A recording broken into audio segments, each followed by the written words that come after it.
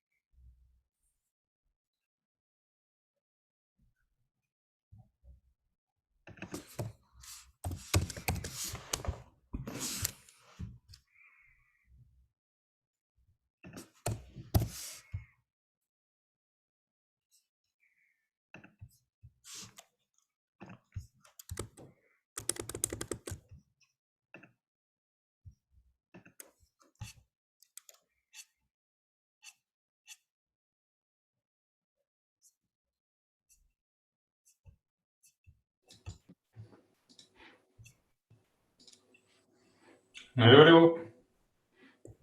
Hello. I have a little doubt.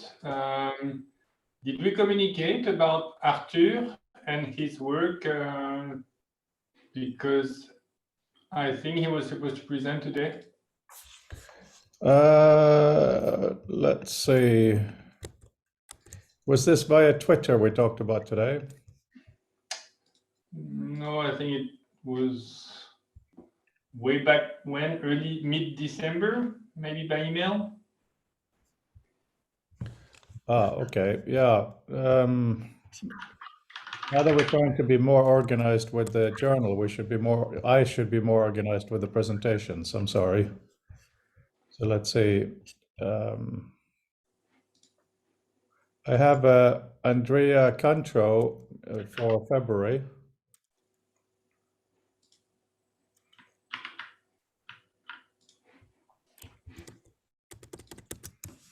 So I sent him the link to the room here, but then we would have to decide if we did not warn people, if he still presents today, and if not, if there is another better moment. Bonjour Arthur. Hello Arthur. Good morning. I'm having brunch, so if you hear any eating sounds in the background, just disregard them. No, no, please mute, Peter. No. Bon appétit, Peter. Hope you had a good weekend. Yeah. We'll see. I don't know with the kind of new organizing. I don't know how many people are coming today, but yes. Let me just check here.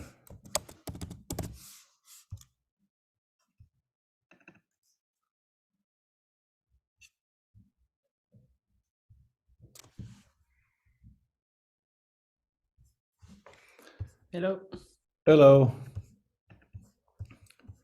I will just mention, Arthur, I have not sent out the announcement email of your presentation today. It's been quite messy here. I'm not going to go into too many details, but it's been related to things. And yeah, I'm wondering if we would love to see you today. I don't know how many people are coming in, but if you also want to just be here, and then I'll send out the email that Fabienne sent me for next Monday. That is entirely up to you. I apologize.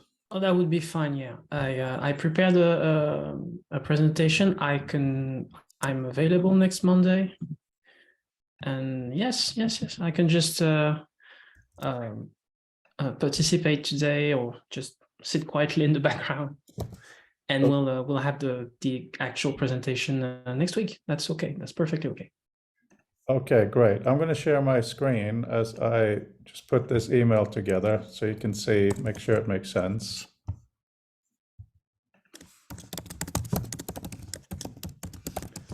So what's next Monday there? Today's the 9th. That must be the 16th, right? Oh, hang on. Yeah, so it's the 16th, right?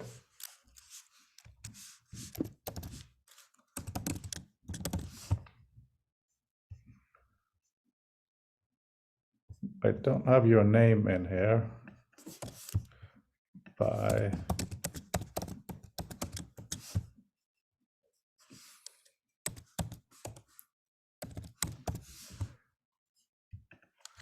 Okay, so this is the supposed to be the launch information, right?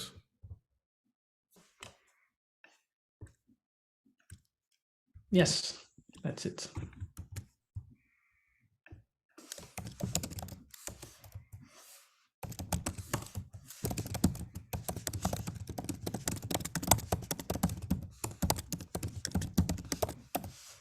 Yeah, Fabian, I see you. Okay. That one, yeah. Okay, I'll hold this and we will talk together, and then I will look at this and send it today. Do you mind, Arthur, just verbally introducing yourself to Peter and myself? Yeah, sure. Well, I'm Arthur Perret, and I just recently defended my PhD in information and communication sciences. That's the name of the field in France. In the literature, you might see it more often as just information science. And I've been working essentially on personal documentation and the use of visualization and more specifically graph views to visualize personal documentation. Yeah. It's really nice to hear you speak it, so now I'm just looking at the writing again.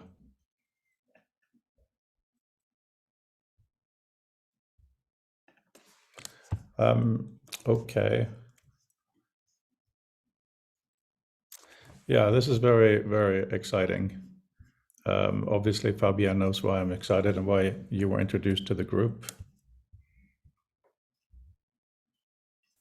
I could add that I use Liquid Search daily. I've used it daily for I don't know how many years. Fantastic software. I've also tried Author and Reader because I try as many applications I can that try to do something different when it comes to writing scientific and technical documents. So yes, that's how I knew about your work and the group here, and also Visual Meta, which was especially interesting to me because metadata is very important in my work. I'll explain this next week, but I mostly work in plain text. And anytime some applications use plain text formats to exchange metadata, I'm happy, I'm interested, I'm curious to see how I can use it. That's very nice to hear, obviously. Thank you. What version of macOS are you running? Not the latest. Let me just check. Monterey, that's 12.6. Okay, because we have an issue with 13.1. If you're on full screen, sometimes it doesn't work properly, but the developers have been working, including all day today, and they can't replicate it. But I have users emailing me, so I just wondered if you had the same issue. It's very odd. One of those random things, but thank you. Yeah, no, it's strange developing software. Today was one of those days like, oh, I don't know. And then I check Twitter and somebody says, oh, this is great, blah, blah, blah. So it's very much an up and down kind of a thing, you know.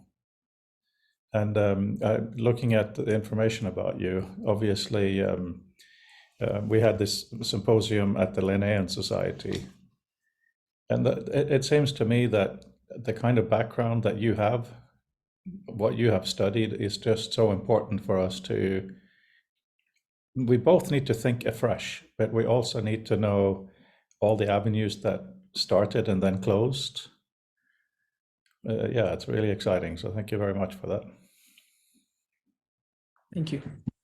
There's one thing about this group though that's been annoying me, and bringing it up with you who's new here is one thing, but for Peter and Fabienne, did you get a PDF for me with the transcripts and the chat notes and the Google Docs yesterday or today? No, Oh, I have to not open the yet. door. Sorry, 1 second.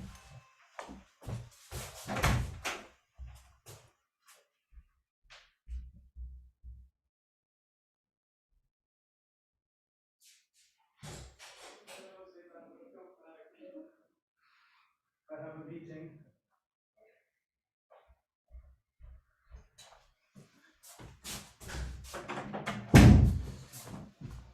Yeah, I don't think you got it, Arthur. I'll send it to you.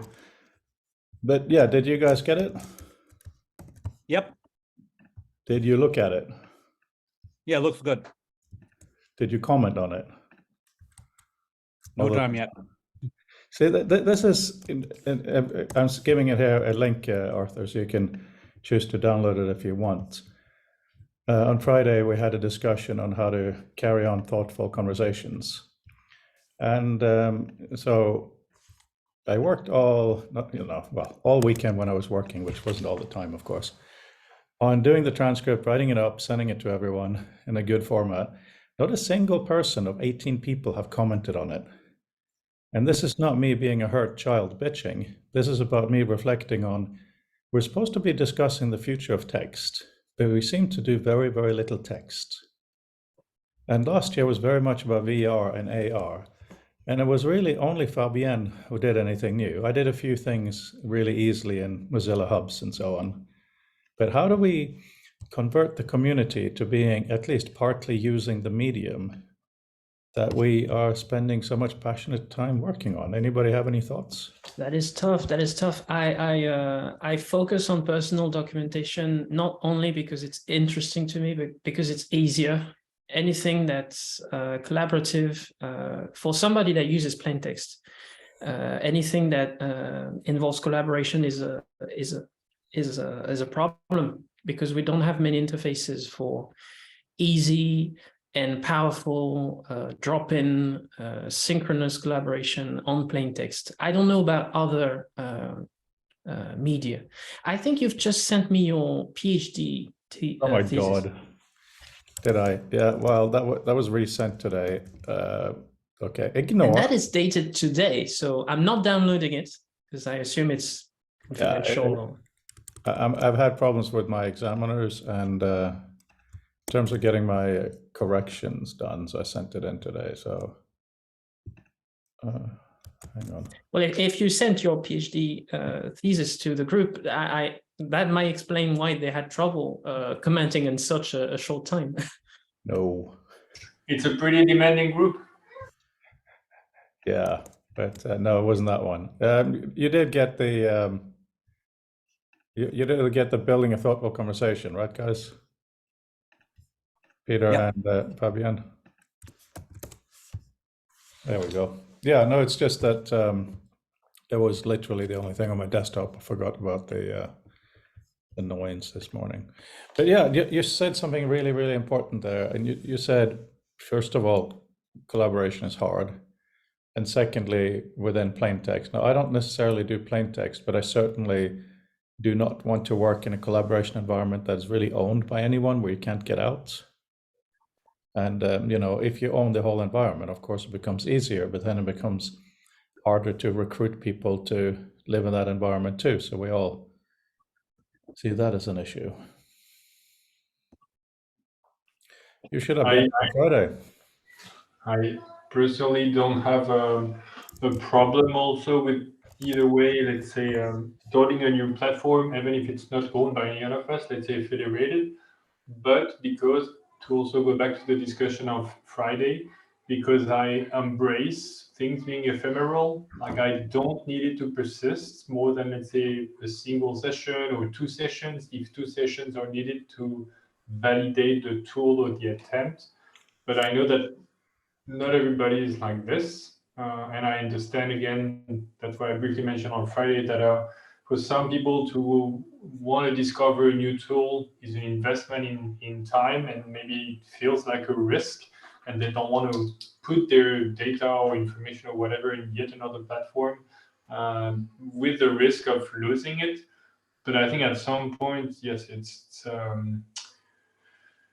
there is a cost of wanting permanent and information available forever. So because when I hear this conversation right now, I'm thinking I'm going to make a new tool just for this. I'm going to make a plain text using WebRTC or whatever that's going to solve some of the problem mentioned and going to create new ones for sure, hence the risk aspect. But yeah, that's my initial, let's say, gut feeling. I hear this, I'm like, I'm going to make a new one.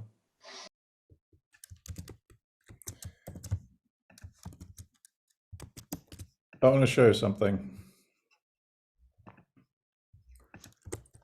Tell me when it's coming up for you guys. It's up. So plain text is really important, of course, and having not plain text is also really important. It obviously depends on the situation. So this is Reader. I select the text and I do Command-C to copy, that's it. As you guys probably know, if I now go to an author document and paste, it pastes it as a citation, right? Because all that stuff is hidden. However, if you go to a plain text environment like email, it does this. So this is the selected text and quotes. Then there's the name of the author, and it knows it was Apurva because he is in the metadata tagged as being the author of this section. And then we have the name of the document, year, and page number. This is a Google search. So if I now send it to myself, what will happen is that last bit becomes a link. So if this document was public anywhere that Google is aware of, it will find it. I see a hand there, Peter, while we're waiting for my email round trip. Oh, Yeah, hang on. It was so quick, just real quick. So I click on the Google search. At least it found the Future of Text, Volume 3. You know, it didn't find inside. So the point is to have redundant sets of addressability so that it even in the simplest can be found. Yes, Peter. Yeah, I just thought of an interesting application. What happens in the case of nested quotations? Could we set it up so that we could have more than one layer of visual meta inside of a document so that, let's say we do a selection. You were saying how Reader would assume that the author was the person who was the author of that metadata section. But what if he was quoting a paragraph that had a different source that was in his work, and you selected a portion of the quotation that was embedded in Apurva's document? So would Reader be able to pick up that the selection was, you know, nested metadata inside of the original document and give a cite to the cited source as opposed to the citing source? yeah, so at this point, it works by it's in the heading. So if there was a subheading that said and so said, then it would work. But there's no logical way why it should be excluded. So if you look at sorry, Zoom is taking over. So here's the visual meta.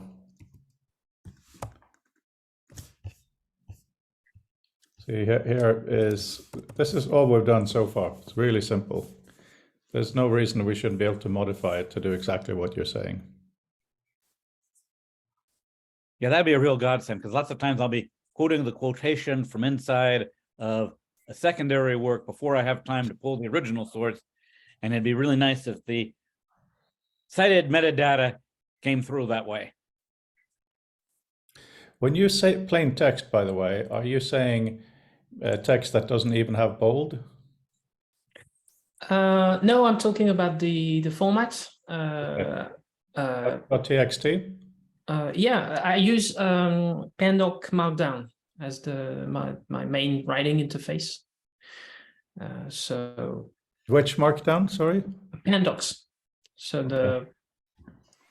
the one that has also citations and math and all the scientific features. We did look at having Markdown as an export format for author, but we found this is a couple of years ago, it was too wild. The basic stuff is shared, but there are so many varieties of how you do different things, so we paused it. May have to go back. It's very difficult. The only way you can solve it is just to buy into one of the flavors sub ecosystem. I chose Pandoc ultimately because it was made by a researcher for researchers, so it addressed my needs perfectly, and so I never questioned which variant I should use. I guess the document can explicitly state which flavor it is. Absolutely. Right. Okay. Fabian, I really want to hear you almost jokingly, but I think you're also serious, said when you hear something like that, you just want to develop a new system immediately. What would you do?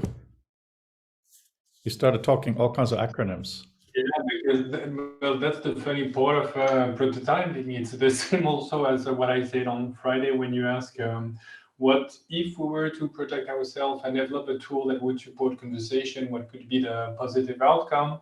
And yeah, I don't know. That's the whole point of it, and that's what's exciting also to have this kind of conversation of what would be if. And prototyping does to validate or invalidate some of it is I don't know what in practice. Yeah, as I mentioned before, prototypings are tools to think, to try cheaply or quickly and see what makes sense or not. So here, yeah, it would have to be a little bit going through what's our typical workflow, like if we limit this to the group, what are the tools we use or not. I'm surprised when Arthur mentioned that the documentation tool he's using fits perfectly his need.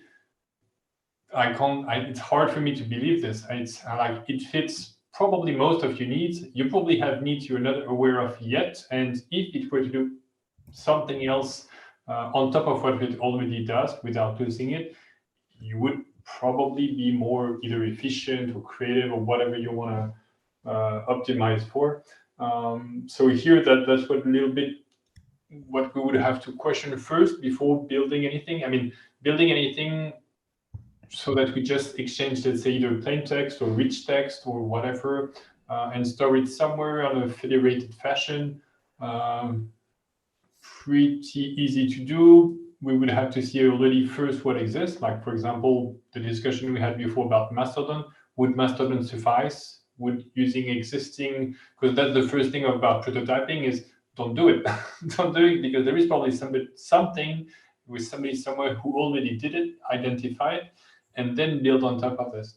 So yeah, my initial, let's say, gut reaction would be, let's build it and I can do this. And then what's the fastest starting point to build? And I would argue today, especially with what you mentioned, Frode, about not wanting someone else to have your data, yet still having the freedom to build on something for future either need or exploration, then I would bet on ActivityPub and Mastodon and have an instance running, and then do the funny part of trying it, and then have whatever message, rich text or not, or let's say a VR session, for example, to connect back with last year. That would be the process. Peter, your question, that's DSL is domain-specific language, I assume? Yes. Yes. Okay. I think that's way beyond my abilities. I'm not a programmer, and I imagine that requires at least some programming skills.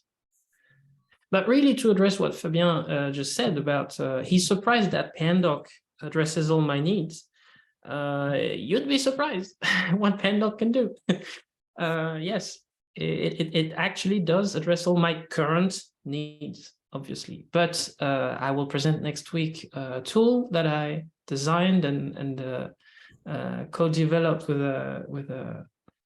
a colleague, and so obviously that means that there was also something missing, but not from Pandoc. I would say it was missing from my workflow in general. Pandoc is quite amazing. So, Brandel, just want to introduce you, Arthur here, who was supposed to present today, but through all fault of my own, it wasn't properly announced. So it'll be next week. And we started talking about, I did a moan. I said, you know, I did the recording of everything on Friday, sent it to you guys. Nobody out of 18 people, plus other people, nobody has said anything. And the reason is, I think in a group that is so passionate about discussing text, we do an incredibly small amount of text. So we're now talking, because Arthur has done a lot of research into, I'll just paste it in here, really wonderful, so incredibly relevant. So the question is, in the same way that I was asking one of our colleagues towards the end of last year who hadn't written an article, somebody who was very clever, shan't mention by name in the transcript, but I'm sure you remember, you remember who, but how can we actually get into writing more for these things? How can we actually do that? So I asked Fabian now, because he was itching to prototype something, and he was talking about all kinds of things, and Arthur talked about Pandoc, the markdown style or variant. And I'm just thinking here right now, very loudly, I could probably make Author export Pandoc markdown. It can't be that hard. You know, can we build something that is so open that we just, because markdown keeps falling down based on the different variants. But if we make it really clear which one is supported, then somebody like Peter Wazilko could probably write a translator if necessary, right? As long as you know what it is, you can translate it to something. So that's catching you up to speed.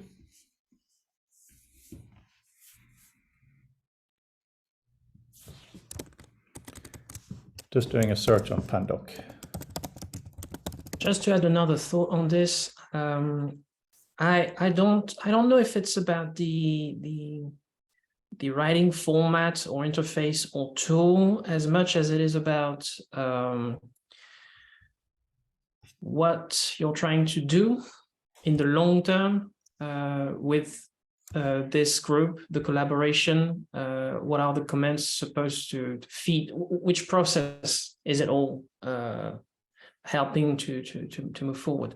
Are you writing a book collaboratively? Are you producing a manual for some of the applications? I struggle to contribute to any group that doesn't have, maybe it's just me, but if there's not a clear goal in terms of what we want to put out into the world, I sort of struggle to engage. But if I know that at the end of the year, we're doing a big conference and there's going to be proceedings, or we're going to write a manifesto or anything really, then I'm more susceptible to contributing every week, every month, etc. You honored me by referring to myself from the beginning, but you do know we have an annual series of books, right? Yes, I do. So there you go. That's our meat. We're now introducing a quarterly journal, just so that it becomes more digestible.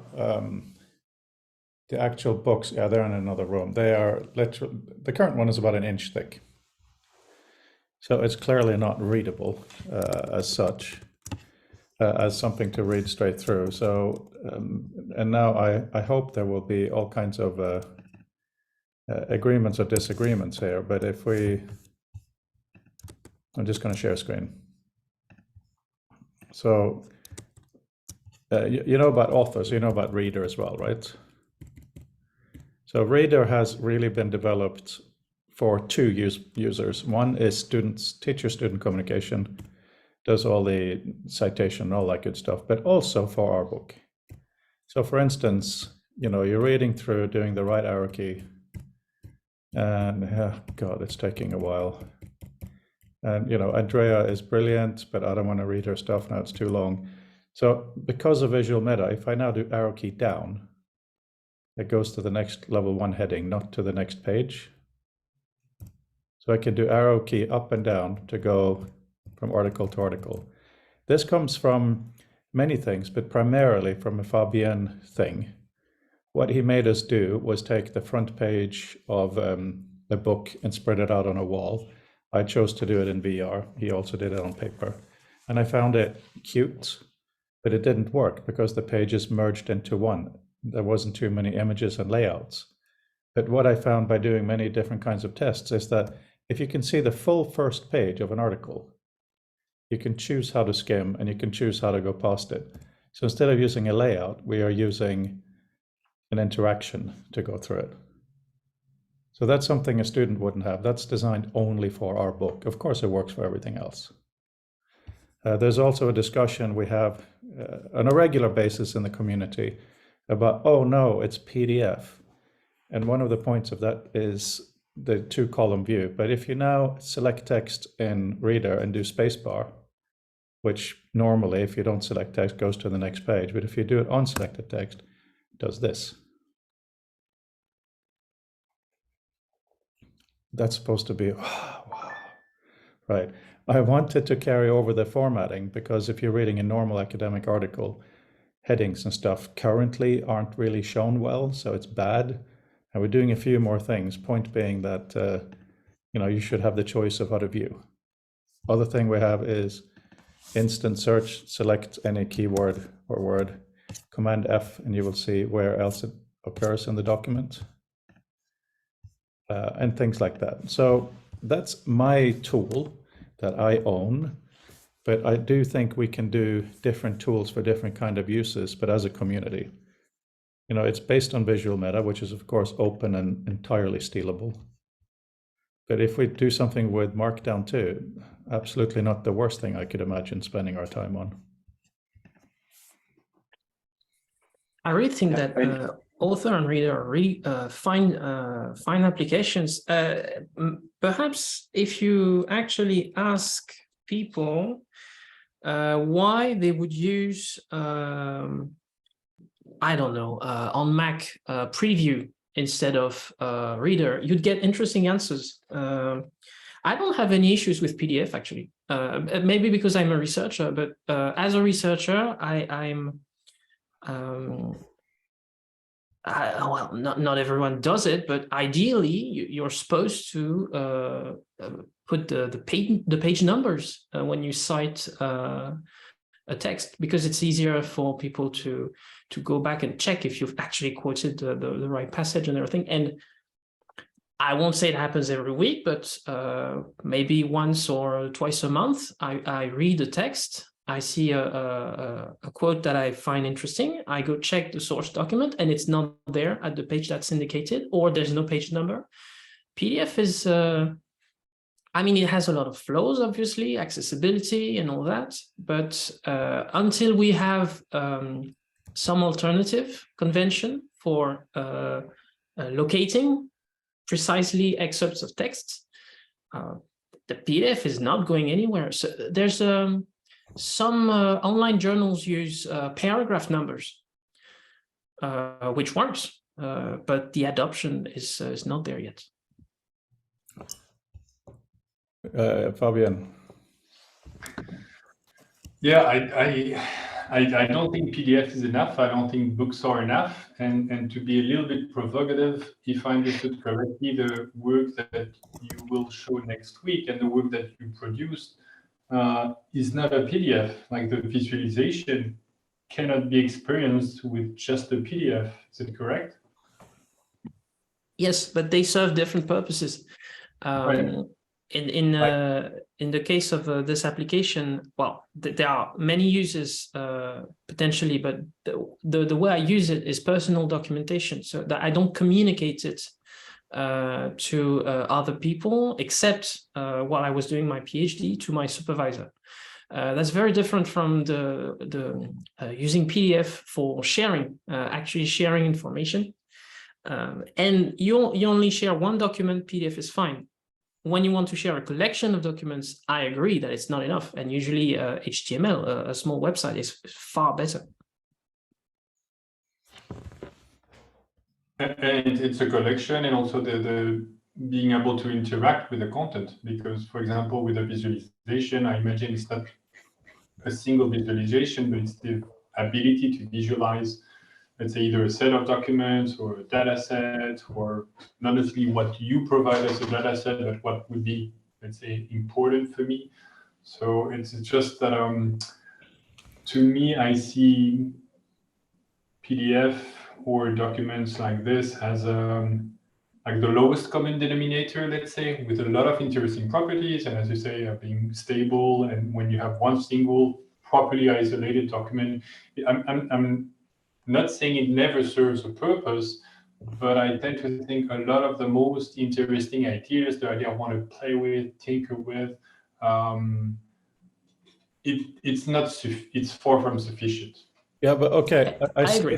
I see Brandel's hand, but just really quickly, Fabian, I'm so glad we have a peacemaker here, Arthur. The way he talks about the different uses and the different use cases. There's a difference between a manuscript and a published document, a huge difference. So what Visual Meta tries to do is take a lot of what's in the manuscript and keep it in the published document.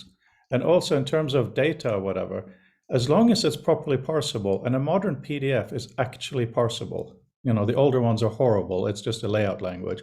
But if you put X's and Y's and data and all kinds of stuff in there, it doesn't get lost, right? And I'm actually very much on your side for this discussion. If we could make an intergroup communication that works on Markdown, nothing wrong with that. So let's not spend too much time on PDF. Over to Brandel in California. I'll be going to New Zealand, everything working from tomorrow for a couple of weeks, so I may not be able to join just because the time is terrible from there. I wanted to say about PDF that while it's true that it's parsable, or that it can be parsable, that it shifts the terms of participation in a really significant way. One of the things that happened recently for me is that I'm trying to get some money to New Zealand to be able to buy my mother a car. And rather than saying, oh, by the way, this will be scheduled for the next time the money, for the next time the two countries are allowed to send money to each other, they said, you have to wait until the next time that the money things are coordinated. So either I could have waited until 4:30 this morning, or I could do it this morning instead of doing it yesterday at a convenient time. And PDF in a similar way dictates the terms of participation with what it is that you're doing, and it specifies the things that you're allowed to do with it in a way that, for mostly for better, I would say, PDF that a web sort of front end doesn't have the ability to restrict people for. I mean, there are some weird things, like, for example, Google Docs is actually Canvas. So it's a HTML canvas rather than a text document, and there are various ways of trying to enforce that and stuff. And so that works for the most part because there's a dedicated team of people who are expanding and improving the ability for this HTML canvas, this complete rewrite of what it is that the web is supposed to be, to exist as as a thing that's going to be readable in all formats. But Google's, as bright as everybody there is, not aware of everything that people want to do with document. They're not aware of everything that people are going to be viewing documents on. And so, it's one of those things where the more opinionated a format as a consumption point is, the less flexible intrinsically it's going to be. And so not just a web page, but the dumbest web page possible is ultimately the best thing to be able to pass that information around us, because it means that people have the ability to do everything they want with it. For example, Wikipedia, one of the dumbest pages around, in terms of its formatting, in terms of its presentation, is by far my favorite, because it allows you to just reach in and have real certainty about what kinds of transformations you're going to be able to sort of undertake with it and change the various aspects of its informational, or change various aspects of its content, such that you can kind of derive new visualizations of it. And that's why things like transcripts that are simple enough are also similarly possible, because people haven't messed around with presentational things, where PDF is a presentation format from the start, and so it's primarily sort of geared toward providing a specific view, which at some point in the past was very heavily biased toward being able to be printed onto a physical page. What percentage of PDFs at this point are actually make it to paper, I wouldn't know. But yeah, like the flexibility of web as a format and the interoperability with as yet unknown sort of domains is an essential component of it. And I say that from the perspective of being responsible in a fairly real sense for advocating for web in a virtual reality context. That's a place where there's a thing called WebXR, which is a set of standards and approaches for being able to get web pages, but also web experiences running on devices like this and others. This is an Oculus Quest 1. Yeah, like there are lots of things that are going to be different about the new world of technology, and making sure that there are endpoints of as unopinionated sort of sources of information that devices and systems that hopefully at least know about themselves have the ability of picking and choosing what's an appropriate mechanism for display. I think is the most sensible. So yeah, that's an important component of it, is that PDF does too much to make it be the way it is, and that in a context where you might not know what's going to be the best way for things to be. For example, type scales. Like if you're in virtual reality, as we were saying, like titles are actually too small to be able to see as laid up on large numbers of things. Whereas if you sort of adhere to what happens in a museum, for example, then the type scales are vastly different. You walk along a gallery and there will be type that's maybe 20 times larger, announcing the beginning of a section, and then you'll have small stuff that you can kind of walk up and interact with. Interact with insofar as that you sort of explicitly elect to walk to that point and then really stare at it, whereas the larger things are wayfinding marker points. And a PDF that's implicitly for being read at a constant distance, where you're flipping through pages rather than walking and traversing along a corridor, isn't going to have those affordances. Nobody would waste that amount of real estate for it. So yeah, that's my rationale for these things. You used the three-letter word there quite a few times, you. I think you meant the two-letter word, me, as in you, not this one. Because you're talking, of course, correctly, but you're talking from a developer's point of view. Right? The affordances an average user has in Wikipedia is to go and click on links and copy. So the underlying stuff, there's absolutely no question what you're talking about. But somebody who chooses to read a document in Reader, in my software, has much more interactivity available to them than if they read the same text in their web browser. That's because I spent a long time optimizing it. But in terms of infrastructure, of course, I agree with you, but we shouldn't keep this, because when you talk where you're talking, it's all, even though you're talking very concrete and talk about infrastructure, it also can become quite abstract. What is in actuality is done. And, one of the things is this. So you're talking about the size of the font, right? If I do Command minus, here are the headings. Because of Visual Meta, they are extractable easily. So if they were presented in a virtual environment, they could be 100 feet tall because they're known for what they are. So I think these are really, really important things. And again, I think we should do something like Markdown to share stuff. I don't want to waste time making it a fight on PDF versus other things. I'm just saying that because of its simplicity and robustness, it's almost like plain text plus layout. And the layout used to be not strippable. It now is strippable. So that was a note in the comment. And then there's two other things. When we're talking about numbers for paragraphs, Arthur, you're familiar with Doug Engelbart's work, I assume, with your research.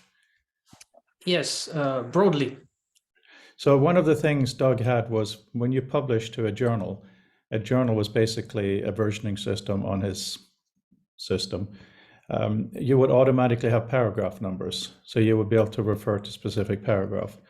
When he ported this to the web, one of the things I suggested that he do is make these numbers links to their own location. So each link has an anchor right next to it. So that means that if you copy the address of that link, you've copied the address, of that purple number. It was a purple number. I don't know why he liked purple.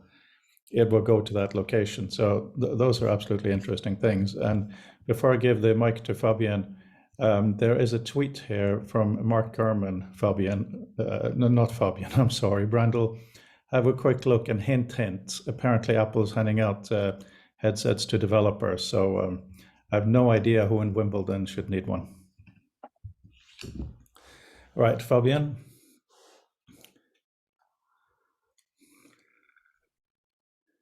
Oh, this is so much easier, Fabian. You sound so much better now. Thank you. Anyways, if I don't know anything about this, if Apple or someone else were to send developer kits, then you would have to assume you're a developer to receive one. And as if I remember correctly, you mentioned at some point that you did do some plugins for Photoshop or something of the sort. My argument to connect this conversation and also the previous one on, let's say, either Pandoc or PDF or expanding, I honestly, and it's going to sound once again both condescending and elitist and whatnot, but I do think everybody should, if they want to, be able to have some basic of development. It's not the same as being a professional developer, but again, to go back on the discussion on Friday about having the choice of a medium. Let's say if you only watch TikTok video, you're not going to be able to read an old school book and read through, what is it, like 200 pages without any photo in it. If you do read this, it doesn't mean you have the media literacy to understand what is a TikTok video, how to decrypt it, everything. But most likely, if you have the focus for the harder one, quote unquote, and that's heavily biased, but anyway, you should be able to consume the other one. And I see this, I would argue it's the same as programming as a medium in literacy and bringing more agency. It doesn't mean it should be of top quality, professional, etc. But I think if somebody want to, again, get a tool, get a document, whatever, part of the daily life, and be able to challenge the tools they use to think, having the very basis, I think really opens so many possibilities that it's a shame not to. And it's not the same as being a professional, investing years and years, making money with it, none of that. But having like, say, oh, I have this software, I can do something with it. There is a way, like a plugin system, an extension way, and I can start. Why I really insist on it, it's not even for what's being done with it, but it's to allow oneself to think the tool is not a finished object. It's just a thing that I'm using at the moment, and it can help me get new ideas. So I'm not saying, I'm not trying to push programming, coding, whatever on people who don't feel they have an affinity for it. But I think it's quite a shame not to feel, and that's without having any answer for it, but to feel that there could be a starting point somewhere to open those possibilities. Yeah, I mean, that's really, really great. But with all loving respect, when you suggest that coding thinking is something quite clear and near to, you know, what most people should be able to do, at least to a degree. I think that's very similar to people who are saying that everyone is musical, or everyone is an artist, or everyone is a scientist. You know, we can, of course, strive to better ourselves in different areas, but we do have different leanings. We do have different ways of behaving. I mean, you know, a lot of people who text talk about the future is going to be video and photography and stuff.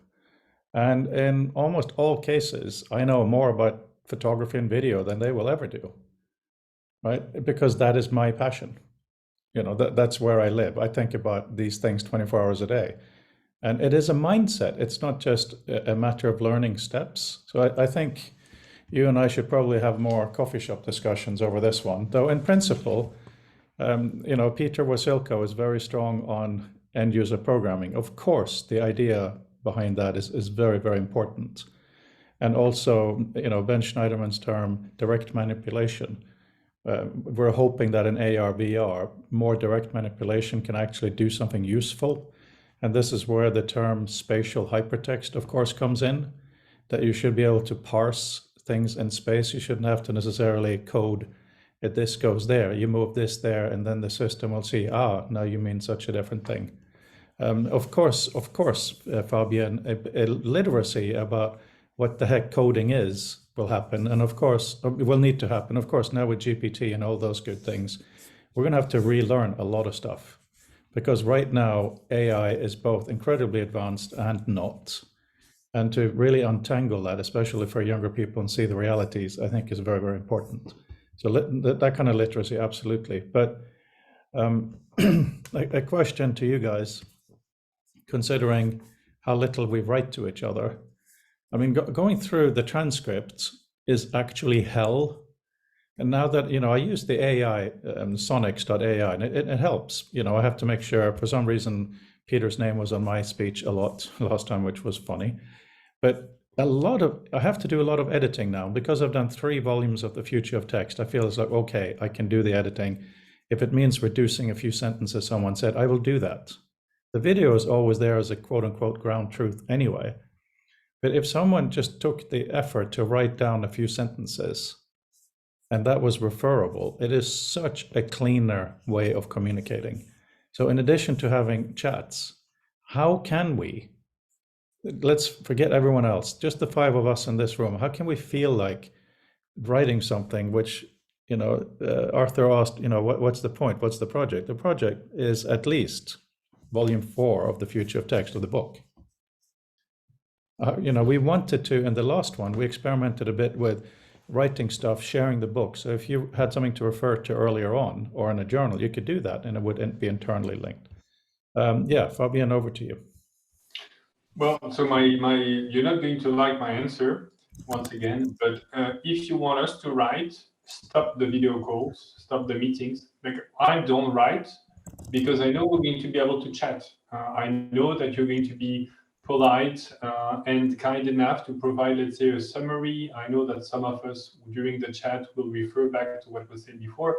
So I feel safe enough not to have to write down. I sometimes do when you coerce me long and frequently enough, but it needs to, let's say, respect the culture of the group. For example, the Future of Text as a book, but otherwise my personal lack of effort into writing is because I know that this kind of moment, this kind of conversation is going to take place. So I feel like it's not going to be, let's say, too far in the future, let's say in 6 months.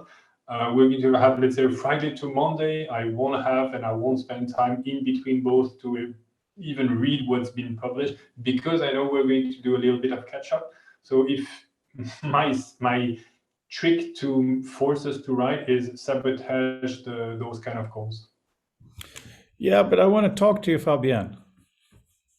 You are, of course, completely right. There's no question about it. You're absolutely right. I think Arthur talked about something similar at the beginning of this, and also Fabian, I think you talked about on Friday, how can we have mixed communications but have everything be kind of threaded together? We've been talking about this for quite a while now. But I think that, first of all, knowing that the product will be in a book form, and I gave you HTML and all the stuff that we worked on. So I'm not saying book form, only PDF, right? Knowing that there is going to be something for our discussion, the wider community. I mean, today we're only 5, which is a bit random. Usually we're more than this. Friday we were 18. And of course, the actual book community is much bigger. How can we string things together? We have web addressing, we have some of the infrastructures are there. But also, what kind of things would we want to write? What would be the point of even writing? I mean, one of the things that came up on Friday is, and this just to fill you in, Arthur, Peter had this wild Peter-style idea of when writing something, you put in a bit of code like C:*. Peter, I'm not saying that's what you said, but as a point, that could be next to a link, and that would tell the system that you are questioning the validity of the link. Link types, we all know about that, and other computational text. So I thought that was crazy. One of those things that take me a year to figure out what Peter meant, but then I realized we have a glossary system already. So why not have a code glossary? So if someone who wants to do that, couldn't they define in their own glossary for their own article, when you see that, this is what it means. So then the reading software, either for an individual reader or for a whole server, can choose to parse that or not. Right? There are some powerful ways we can bring things together. And, Brandl and Fabien are huge in VR. And I'm sitting here with this thing and, trying to use it as much as I can, which isn't much, because Immersed is currently the best that I found for using my normal screen, but it's got a few awful annoyances. But what I found is having a large amount of text, like Brandl took from author into VR, is really readable. Reading a document, not so. But how can we tie it together? So I could go on forever. I see your hand there, Arthur. The idea that you described reminds me of work that has been done on discourse graphs. That is to try to modelize scientific arguments and qualifying the links between the different nodes of the argument. So for example, you will say topic A has subtopics, and then you will say this claim has this proof, but this author disputes this proof with another claim, etc., etc. There are tools which can allow you to sort of annotate what you're writing, to add some attributes to links, to paragraphs. I know that you can do this with some variants of Markdown. Again, I'm not suggesting that PDF is not the right choice or Markdown is the right choice. I think that if I wanted to set up collaboration like this, it would be a struggle between Google Docs for ease of input and a wiki, actually, for hypertext. And because those two, and just to be clear, I'm not satisfied with either solution, because there's the issue of ownership with Google, and there's the issue of the writing interface in wikis, which is atrocious usually. But each one has solved basically the problem of collaboration. I'm from the plain text world, the scientific Markdown world, where collaboration is the unsolved problem. And I'm looking at this, and I'm going to say the same thing as Fabien. I think we need a new tool. It's like 14 competing standards. Let's make a 15th one that will solve everything. That's not a solution. But sometimes I look at it and I'm thinking, well, we have sustainable, expressive plain text formats such as Pandox Markdown, but we don't have collaborative writing interfaces for it. If somebody would just create that, that would be amazing. But then I'm reminded that Authoria exists. Authoria is, you may know of it. It's a collaborative scientific publishing platform It's you also have Overleaf, which is a collaborative text editor for people writing in LaTeX. So there are already solutions.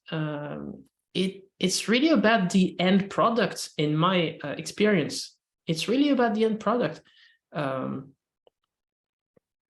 Most of my colleagues I cannot collaborate with because they only use a word processor, and we can't co-write anything if it doesn't exist either in Google Docs or in Microsoft Word. So that's complicated. There are Has anybody? Oh, sorry, go ahead. Go ahead. I was rambling anyway. Has anyone, have any Apple users tried Freeform before? It's particularly in a collaborative environment. It's a recent app, was what really announced at the Worldwide Developers Conference last year, and is supposed to be in many regards like something like Figma, I guess. Although without being too furtive, I can say that the ambitions are much greater. Is this from Apple? Yeah, it's called Freehand. It would be fantastic. Oh, Freehand, okay. It would be great if it was on the App Store. Oh, Freeform, sorry. It would be great if it was on the App Store. I think it is, but only for the latest version of Mac OS. So if you're on Monterey, you can't get it. I'm on 13.1. Yeah, you need to be on the most recent Mac OS. Yeah, the App Store, even though Apple has a locked-in system, the App Store is so awful, it's indescribable, I think, in terms of finding stuff. The categorization is so... Anyway, so... Did you know that the App Store was well, you perhaps know because of your experience, was not intentional. Like Apple did not intend to create an App Store.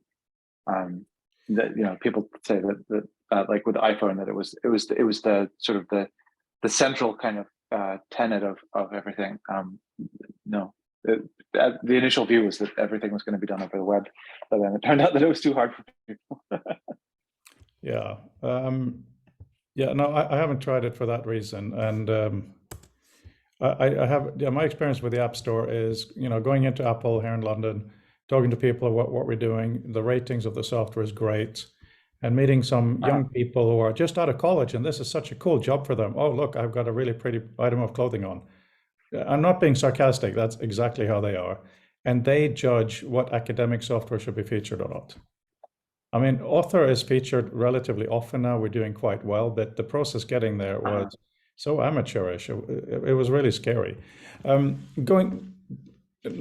you provide a link with it, I will most certainly try it along with everyone else. But in terms of the collaboration, there is obviously different tempo for that. One is both, different people working on one document at the same time. There is also, how I see collaboration is more, I write a thing, you comment on that thing, and these things know about each other.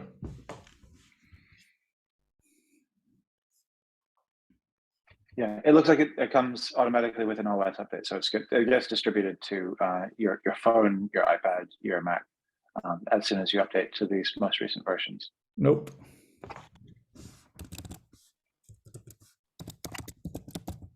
Oh yeah, it is. Here it is, hiding away. It's like Song of Innocence. Yeah, this is really funny. Okay. I will have to admit I've never used it because I don't like cooperating with people very much, but it's a very interesting thing in terms of what people are sort of requiring of various infrastructural pieces behind the scenes in order to make it work. They have a lot of people with experience in peer coordination working on it, stuff like that.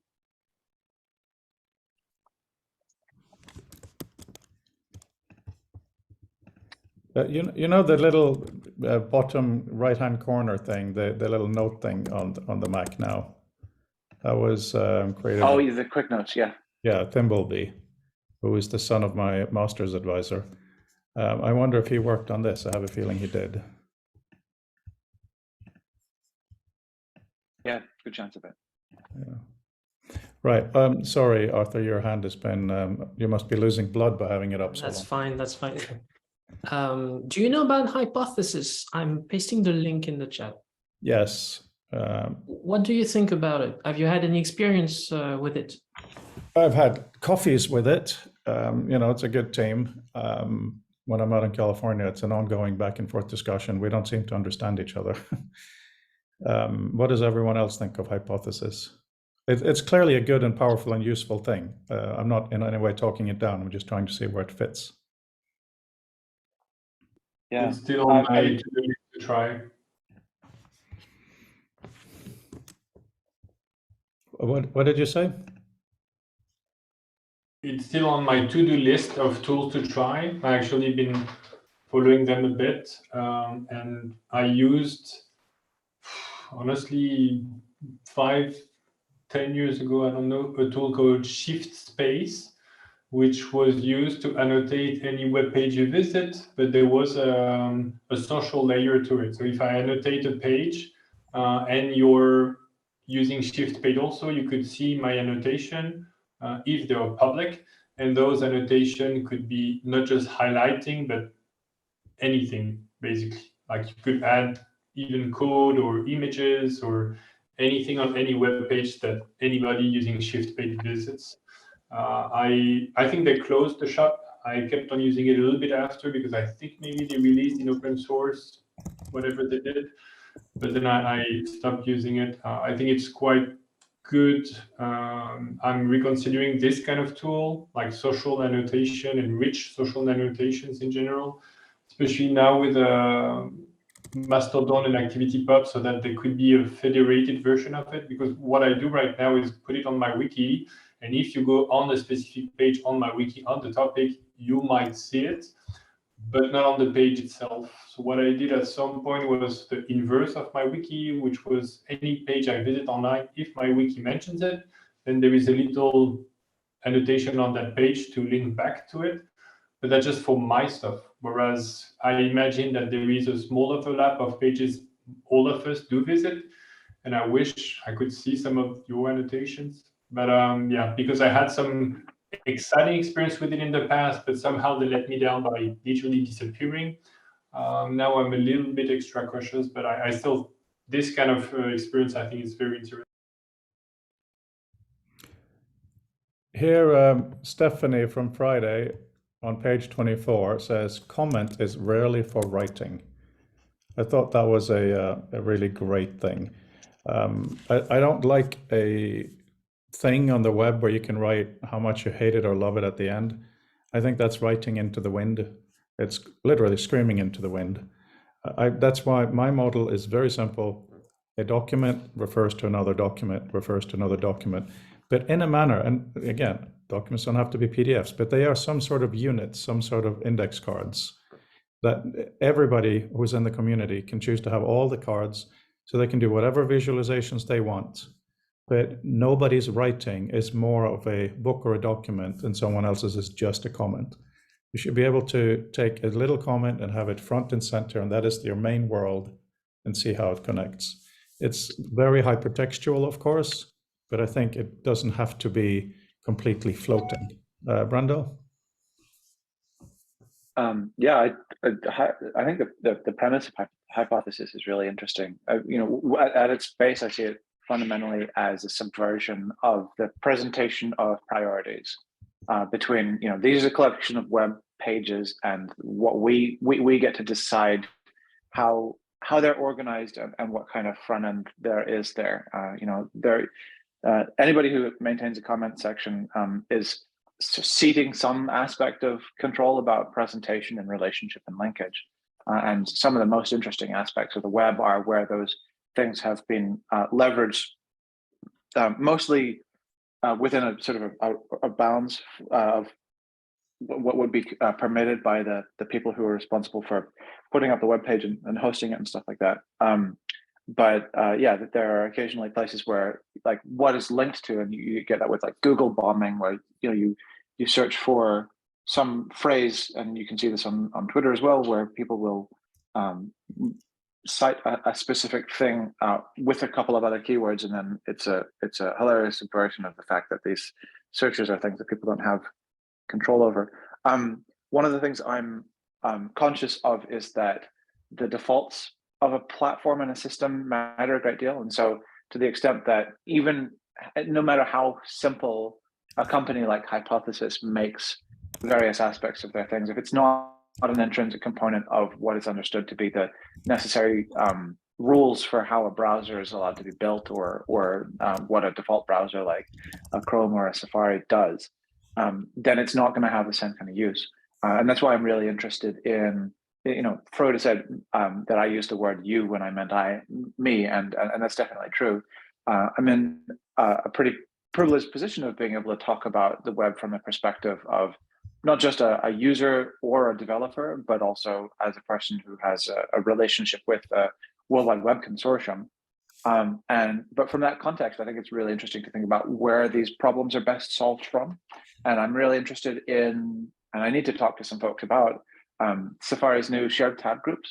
This idea that you can have a shared experience. Have you experienced any of these, Frode or Peter? These shared tab groups? I've not tried them again because I'm a very antisocial person. But the idea is that you're able to maintain a list of things where within this very sort of constrained, both in terms of intent, you have this window that has these tabs, and it's shared with this set of people. So it's a social sort of function in a very constrained context. But what it means is that everything about what you have open in that set of tabs is actually visible to all of the peers that you've elected to have as part of it. And I think that's really interesting. I mean, it falls short of the annotation aspect of Hypothesis, but infrastructurally, I think it's really interesting to insert that as an intervention, as an opportunity at a level that's much more fundamental than having somebody even go so far as register for an account for Hypothesis and install a browser plugin and have to be aware of the way in which they're sort of working between the different seams of the different pieces of technology. But I think that it's very valuable for us to look at where to put these things and what makes them more or less usable and for whom.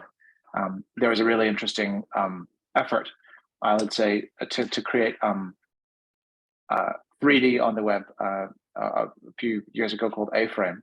And it's still, it still has a use. It's still popular. It's hamstrung somewhat by compatibility issues. But one thing that they did is create a sort of a view source tab where you could see the entire sort of document structure of the 3D thing completely separate to the 2D document of the web page per se.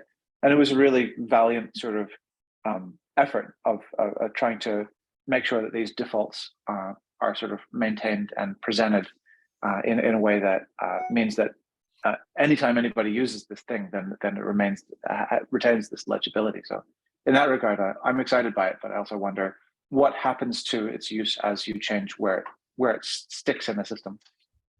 Just because I just checked, I cannot find the tab groups. And also, Brandl, I used to know someone who used to work for marketing at Apple, and I think what would be really useful, considering you just showed us two really interesting Apple technologies that are not findable easily. I know there is such a thing as Apple University, which is, learn how to code, which is very worthwhile.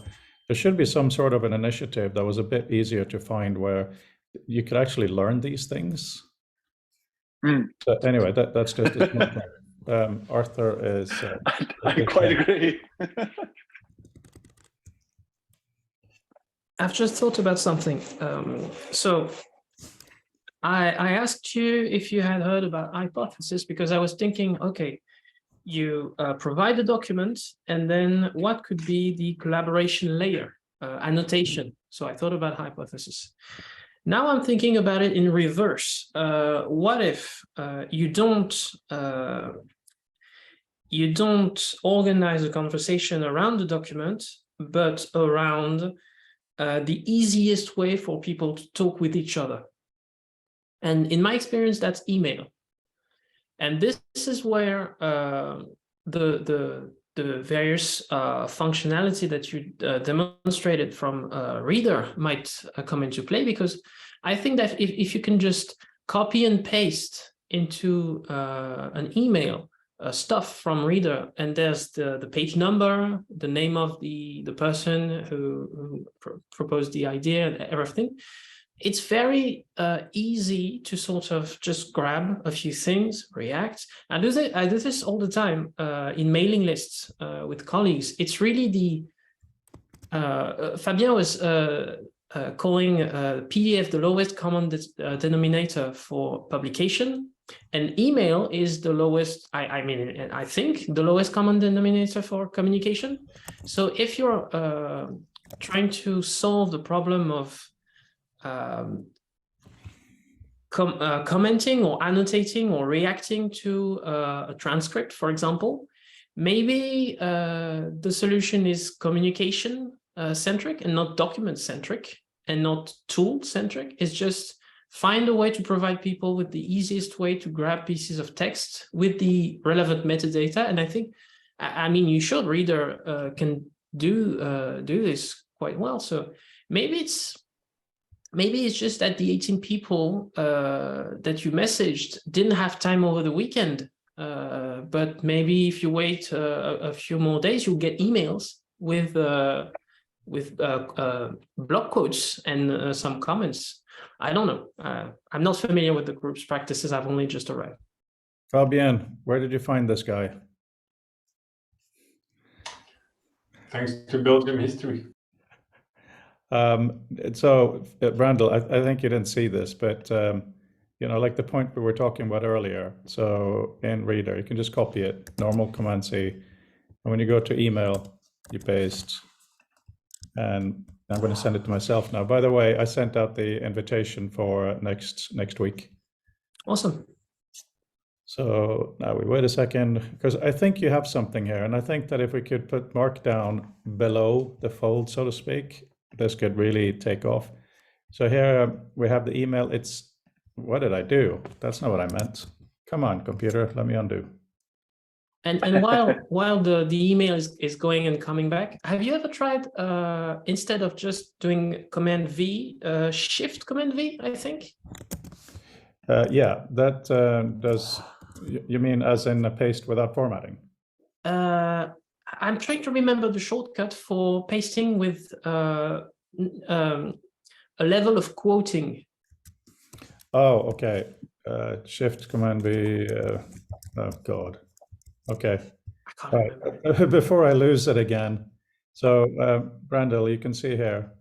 This is here with us. Yeah, Shift Command. Oh, is that Heather? Yeah, I was just checking the keystroke. Okay. No, I was just checking the keystroke.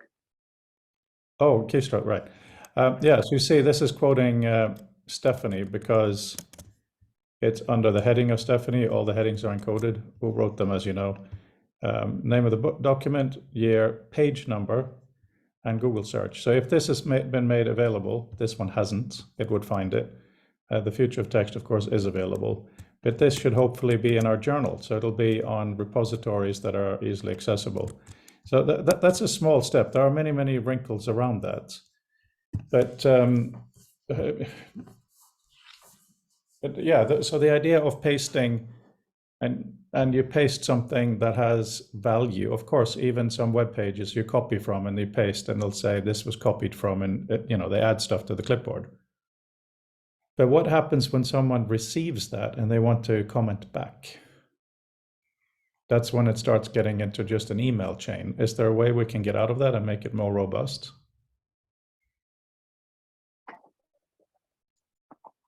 Yeah, I mean, I think that the issue there is that it's less a technical problem and more a problem of dominion. It's to do with the authorial control of the people who are responsible for presenting or maintaining that information.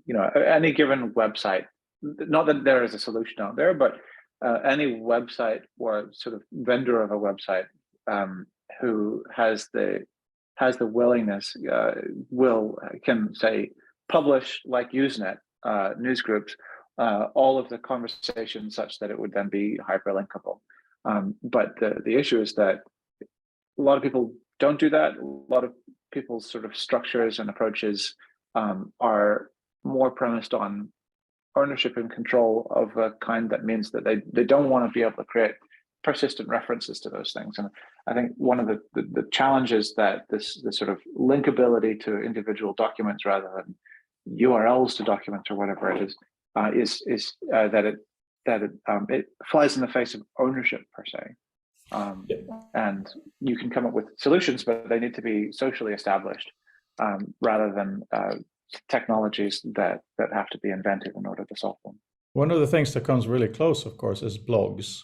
So if you turn off the commenting function on a blog and you change that to a button, that you click that button, whatever blog you own will be the place, and then you have a ping back. This all exists, and of course you have RSS feeds, which is similar to news feeds in that sense. But the problem is hosting of the blogs. Most people don't have their own server. So I'm just wondering if there's a way around this, if we could springboard across it. I mean, one thing you could do, could we have such a thing as a virtual server that's on someone's computer, so it's only available when it's on, but that's okay, for instance? Could we package it that way? That could be the most open discourse system ever. And there will be no PDF until the end of the year. Fabian? I mean, no PDF, I'm buying in already. So a server is just a computer that stays on and is connected to the internet. So it's you just you take your computer, you remove the screen, that's a server.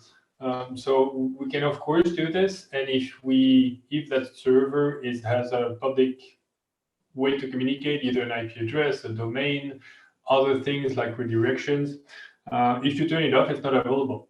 And we can also do copies, so that if that's public, then if we all share the same network, then some of you get some of my copies, so that even if it's off, you still get some of this. There are already solutions for this kind of problem. Things also like IPFS, you can contribute to it with you sharing just the data you save. It's not totally a problem, and we can even include PDF if we truly want to. That's fine. I'll very briefly share my screen. It's a little bit of echo of what I was showing on Friday for the VR, but I'll reshare it briefly because not everybody was there on Friday. I have this funny prototype for VR that also allows to play with text and code, and one doesn't have to be a coder. And what I was showing the other day is that some of that code that I can grab and move around with my physical hand, if I have a friend, they're going to see it in a new position in space. What I did not show is this on the bottom left. That's the social aspect to it. Here I list the sad list of friends for that person, which is 0. But anyway, you can imagine I have actually more. They're all offline. Why do I mention this here? So messages come from the outbox and inbox, just like for email. And you can have photos like this, which represent a position in space, and moments like, oh, I entered the space, blah, blah, blah. That doesn't matter so much. What I wanted to show is that here on my normal 2D web page, I have exactly the same mechanism. I have this little button on the bottom left. I have also a profile with a list of friends. I can have an avatar if I want to. I know if my friends are there or not. And what's interesting is that server is also federated. So if I have an immersed server like this, I can invite you and you can create an account. If you have your own server, you can log in there, but that data is going to be stored on your server or my server. It's up to us. And it's here, it doesn't do anything yet, but I can imagine using a federated login to store annotation, not just for WebXR pages, but for quote unquote just 2D pages. Yeah, that's really cool. Really, don't shut your. No, for God's sake. Okay, yeah. All right. Tell me. Go back to your VR environment first, please. Is that a flint rock? What is that supposed to be? Because, you know, that just... Oh, have you seen the research that has been done recently, guys, on this British guy who figured out what the dots mean in cave paintings? Hunting locations over seasons. Yeah, it's amazing, right? Yes, yes, yes. No, because when this obviously Flint tools history. Right, so what you showed with the federated, excuse me, sharing environment there is very good and useful, but I'm going to be using Arthur here as my straw man for the argument. So let's say that we've decided we're going to make something new for the sake of argument, and it's going to be accessible in many ways, like Fabian says, but like Arthur said, it's about the workflow. So let's start with email. So imagine somebody in our community gets an email, and that email has a statement in it, a paragraph or text or whatever. It wouldn't be that hard to put a, and I'm sure this would happen back in the WordPress days, to put a link saying reply, and then it opens that in the page for that blog, and you can do that. But that becomes very much about that other designer. How can you use the kind of storage you're talking about here and showing, Fabian, where I'm sitting in Author and everybody can sit in whatever software they want. You write to your heart's content. At the end of the day, you can either choose to publish to WordPress or HTML or Mastodon or whatever, but the rest of the group gets it in the easiest way, exactly, email. But then they can choose whatever software they want to reply in. There's got to be a mechanism to make that happen, right? And it also goes via servers, where the central server distributed, in a sense, doesn't matter, but at least these discussions can be threaded or cited. So that's I'll be very cautious on how I formulate this, but that's the part that scares me a bit when we have those recurrent conversation about, let's say, VR versus text versus PDF, is we can flatten it. And I say this in a metaphorical sense. For sure, we can send those conversation either on top of 2D page or in VR, pipe them down or flatten them all the way down to email, but we're going to lose something on the way. So it's feasible, and we can either do it entirely, lose some information, point to something else to re-experience it for recording of what happened. But there is no such thing as the thing itself. It has to be, for example, if it's a very experience you experience with a headset with somebody, you can send a video of it, but it's not the same thing as it. So it's going to be a flattened down description of it. If it's just text, raw text, rich text, whatever, then yeah, we can just pipe it down, and then at some point, that's what I do. For example, on Twitter versus Mastodon, I have my Mastodon account, and whatever I post is going to be cross-posted to Twitter. So this way I don't have to manually copy-paste there. We can do the same across different platforms. So for example, this, or Immerse, or Mastodon, or Twitter, to email, or to cave painting. I mean, if we were to have a robot arm and it would carve in the rock, we can do this. That's really, there is no problem there. But then do we do the thing itself? Do we do a pointer to something else, like a link to a page? Or but that's a little bit the point I was making on Friday, that if we were to invent today, either from Mastodon or something else, a way to communicate, threaded or not, or rich text or not, as long as we make it inclusive, to include people who don't want to and quote unquote just rely on email, I think that's if done right, that's a way to pull people in, or optionally invite them if they want to, and eventually also just dismiss it. If you're not into it, they can unsubscribe to this. But at some point, you need to experience the thing itself. But for sure, technically, it's not a problem to flatten it, pipe back, and send to email or any other older version. So in terms of the future of text community, two things worth highlighting. Number one, we have the journal and the book, so that's kind of a product. Number two, This year is about text and education and academia specifically. So, you know, I have to be honest every time I mention it. It's partly because I need my software to get out there, and that's what it's modeled on. But sorry, I thought I saw a strange light. But in terms of this conversation, we're not trying to invent a new kind of a web-based chat system, obviously. What we're trying to do is, at least as an idea, develop a system that is very, very open, robust, and shared, right? First of all, but it has to come from the workflow of a person. So the whole point is why. So if you could all open the document that I sent yesterday from Friday, you don't literally have to, but imagine you're reading that document and something you really agree with, or something you disagree with, or something sparks your interest. Forget that it's PDF, it could be PDF or HTML or whatever, but what are the actions you would like to take to record your thoughts in a way that'll be shared and it'll be part of the thread?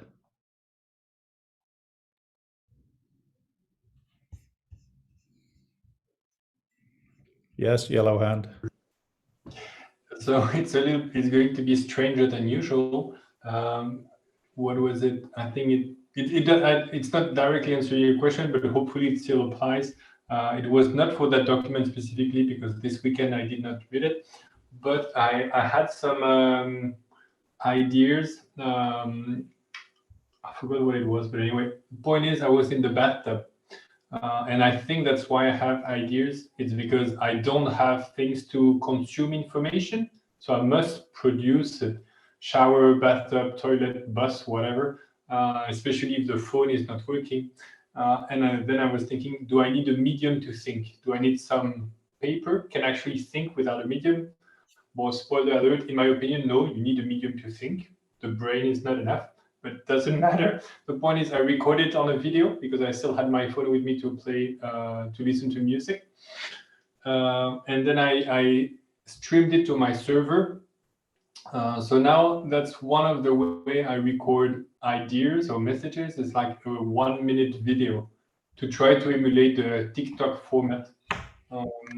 So why do I mention this? Is because I would never do this if I had not done my weird own system to do this, because I would not have felt safe, let's say.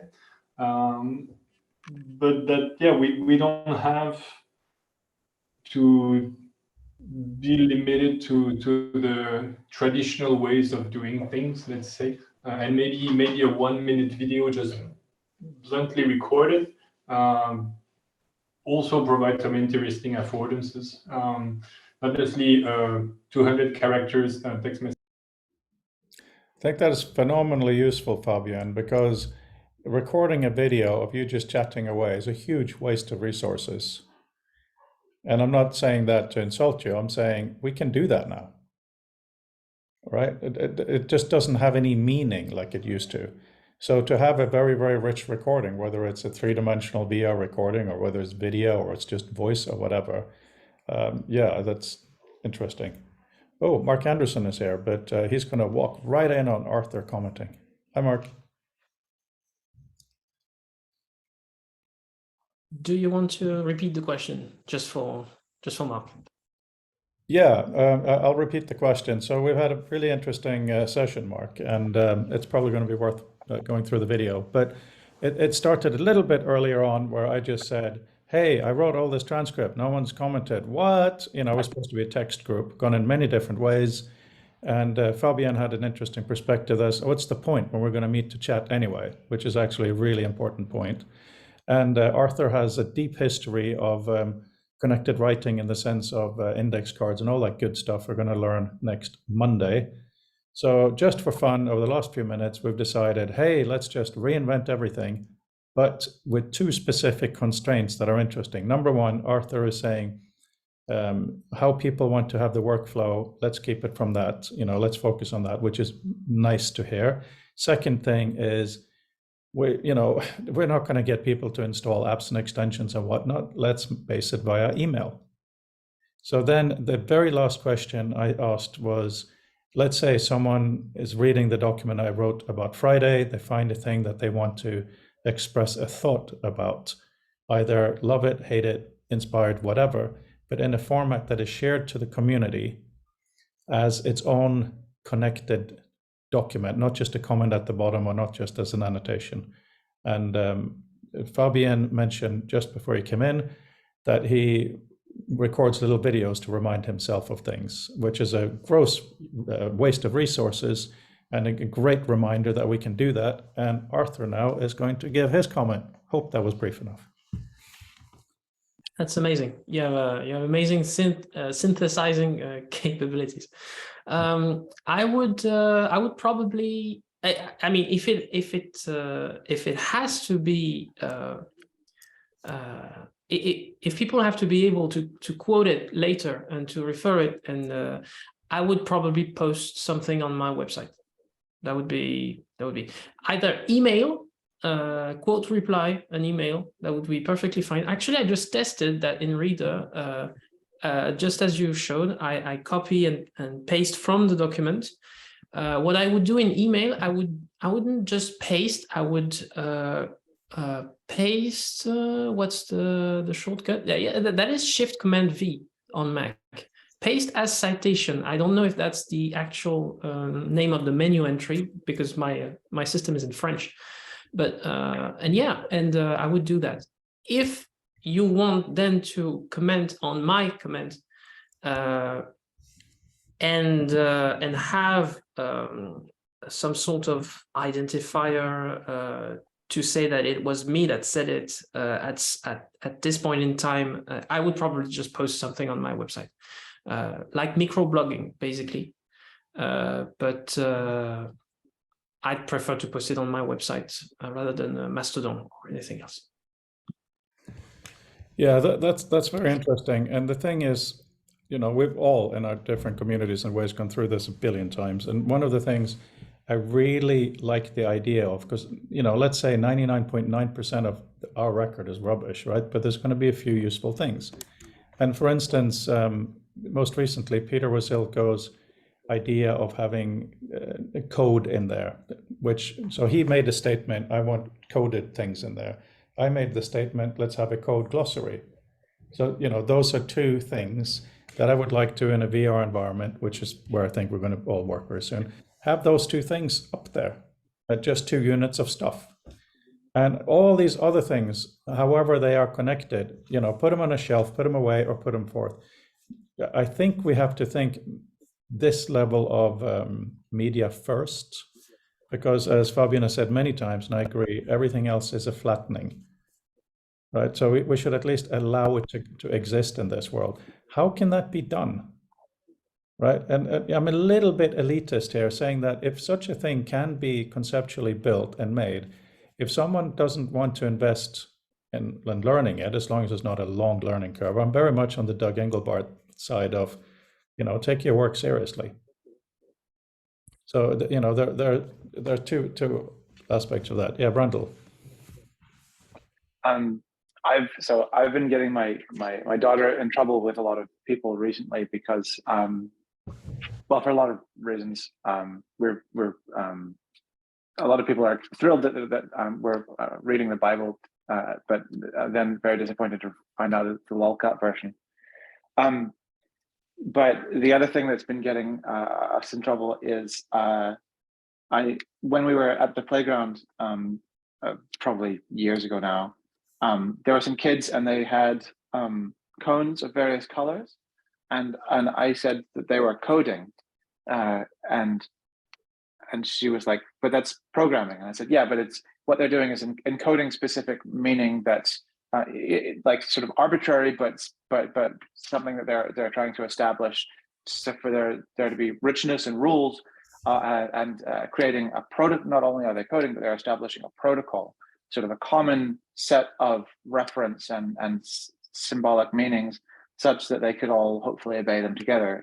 Them being sort of elementary, primary schoolers, the likelihood that they would agree on what the sort of symbolic significance of it was low. But nevertheless, that was sort of their intent, or so it would seem. And that's the thing that I always come back to when people talk about interoperability or richness, is that encoding is a social action, that mostly depends on the intentions of the participants. And maybe this is hubris from my perspective, but that, like, the social part is the hard part. The agreeing on what the function is the difficult part, and the functionality. I mean, there are the people who are working on the technical capabilities of it.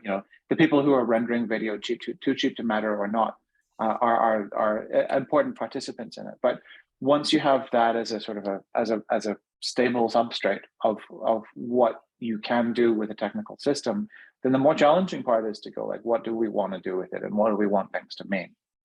And so, in the context of like having code as Peter sort of means it to mean sort of executable functionality that can be run over that textual or prose information, and that's definitely something. But the protocol, the system of encoding and the breadth of what it's allowed to mean is something that is very much up for grabs, and very much depends more on what it is people intend to do with it, and what kinds of things that they expect to be able to participate with, to get out of it.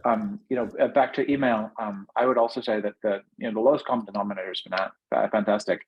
Something that I've used many times in the past for peer coordination is actually Internet Relay Chat, IRC, for people who were around on the internet in the 90s. It was very popular. The World Wide Web Consortium still uses it for their coordination.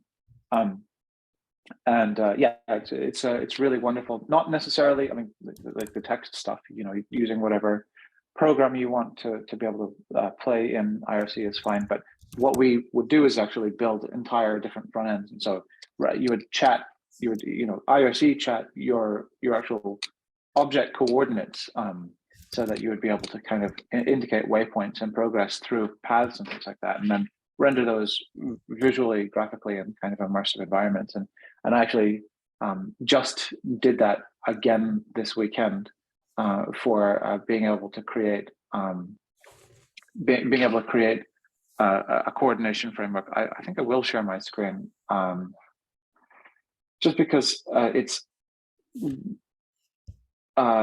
interesting in the context of, like we were saying, about hypothesis and shared tabs and these other systems, what it means to have the ability to coordinate like this. So this is actually a static web page on my website. This is dumb web space. What I've got is the ability to kind of move around in this space, and this thing here is the peer name, and you could choose your own, but this one is C003.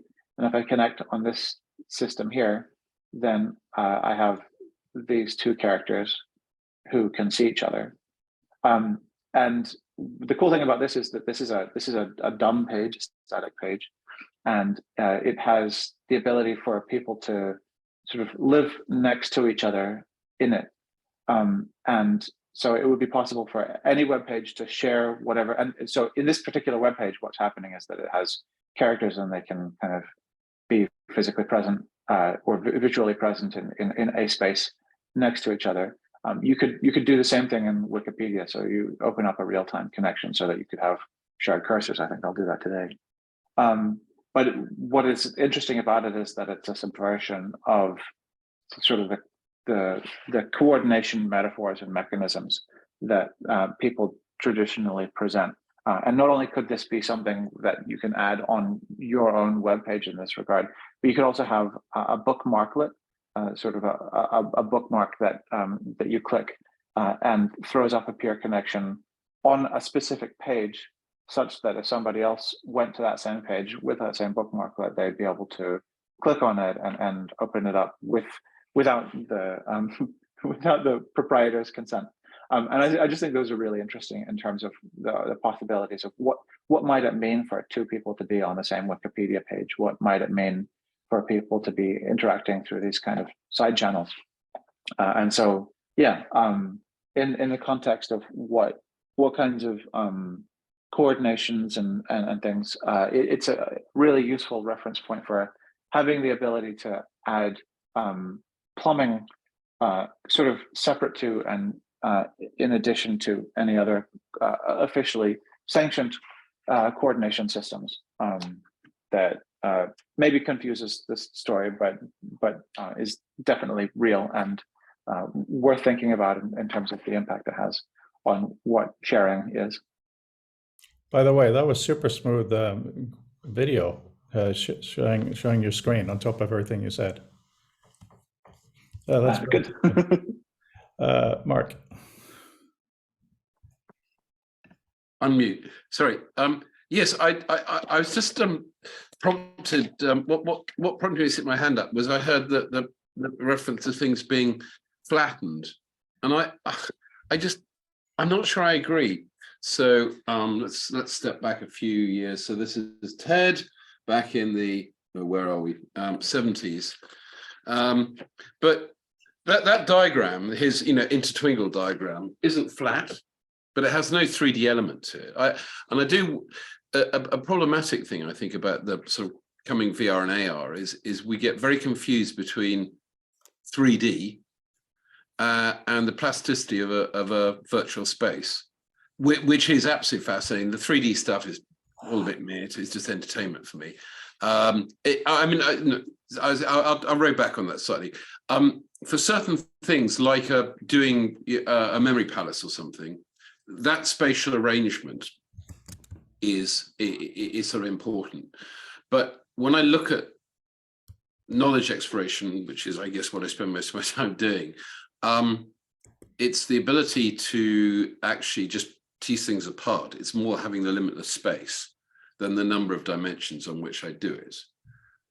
That's important. So that's why, sorry, that just triggered that interjection. And other views are certainly possible, and I'm sure exist on that. Yeah, and another thing that's just really interesting, sort of also prompted by the beginning of Brandon's comment about the encoding at school is and something I was thinking about after the last Future Text meeting. What was it, Friday or something, which is this consistent problem we have, and it's not helped probably by computer science, that the answer is to explain things better or to write better code.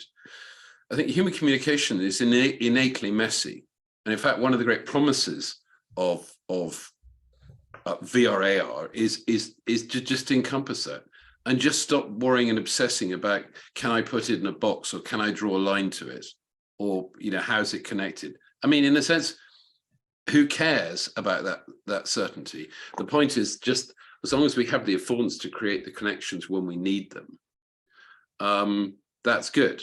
Which also throws us back into a thing that's been long a staple here, which is, okay, so in order to support that, what are the necessary affordances that we need, or the necessary things that we need when we save a sort of atom of data? So that's something we might want to connect in this wonderful disconnected system. In order to do that, what do we have to collect that maybe we aren't collecting now? Which I think is a sort of problem.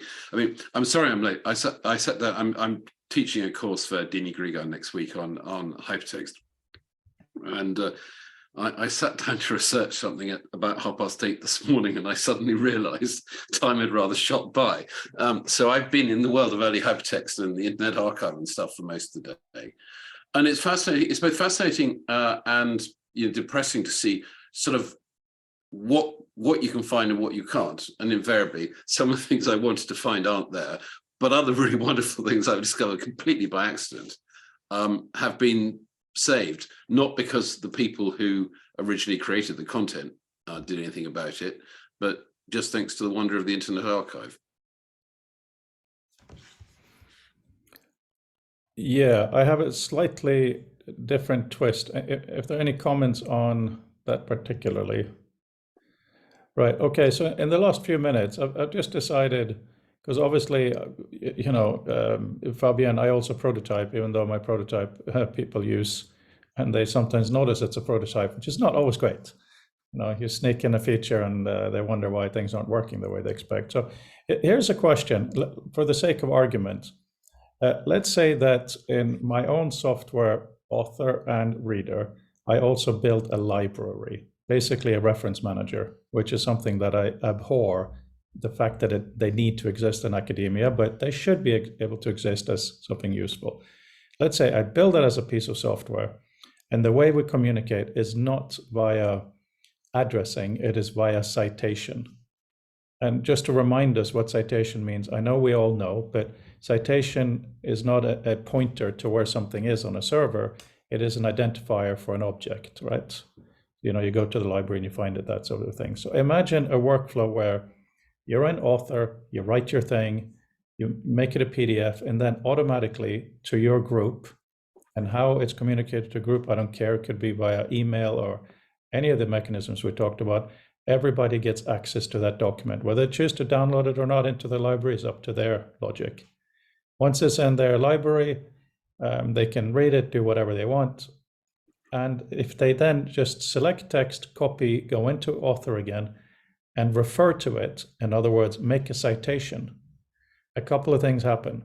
When they publish that into the world again, the original author is notified that someone has cited your document, as does everyone else, right?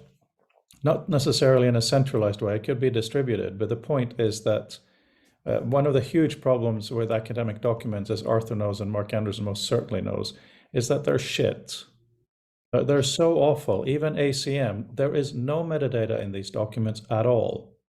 Even the basic PDF metadata that you can do with Command D or Control D and Adobe Acrobat, it's not present. But if we do something like this, would you use it? Forget the fact that I'm using my software as an example, because this is so open, anybody should be able to write a client to read or write or to store it. Would there be a thirst for that?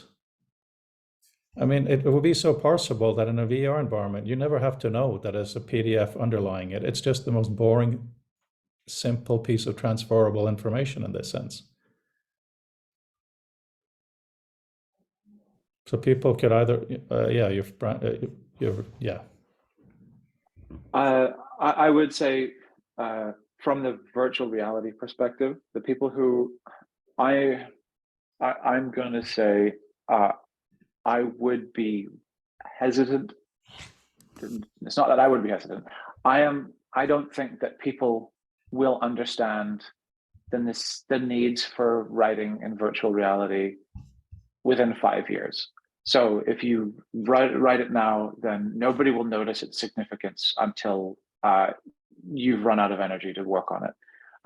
You know, I think from the perspective of the people who are at the bleeding edge of what virtual reality is at this point, you know, in the World Wide Web Consortium, practitioners within Silicon Valley, nobody knows that information is the most important function for it. So certainly for the purposes of, like, you know, and my desire to get involved with and sort of raise the alarm bells with this community is to say, like, information is a crucial component of why virtual reality is actually good. And nobody else understands this because they're so obsessed with making the systems that they don't understand where it's actually going to be the most relevant. They're like, this is going to be for T-Rexes and you know, watching Avatar 4. And it's like, that's true, but actually whatever, like to your point, like the future of whatever the future of email is, which is probably email still, but awesome, it is going to be the real point of it. So in that regard, I don't think anybody really understands the value. Like, not that proposition doesn't have value, it does. Is that nobody in that sort of aspect of the technological space will recognize it for like I said, 5 years. Sorry. Oh, I think you're right. I think your timescale is off, though, with all due respect, because I don't know, Arthur, you know, but Brandel works with VR at Apple, so he has told me nothing, knowing though he is, but I have some assumptions. And one of my assumptions is that the Apple VR headset, hopefully Meta will do the same, when you put it on, if your laptop is in front of you, the first thing you will see is your laptop screen in AR. To me, that is just an absolute gimme. Right, you can kind of do it now, it's clunky, but what I'm thinking about, Brandel, is if you worked a lot in the small rectangle world, but you have a model such as this, the citation model, but hyped, let's call it hyper citation, let's invent that term now, right? Then once you have that headset, it won't be that hard to write software that literally behind your MacBook, there is, like in the time machine, right? We have all these layers, it's there. So you don't need it in the beginning, but it is there. And it's like, oh my goodness, these are individually addressable. I can do these things. I can see the relationship.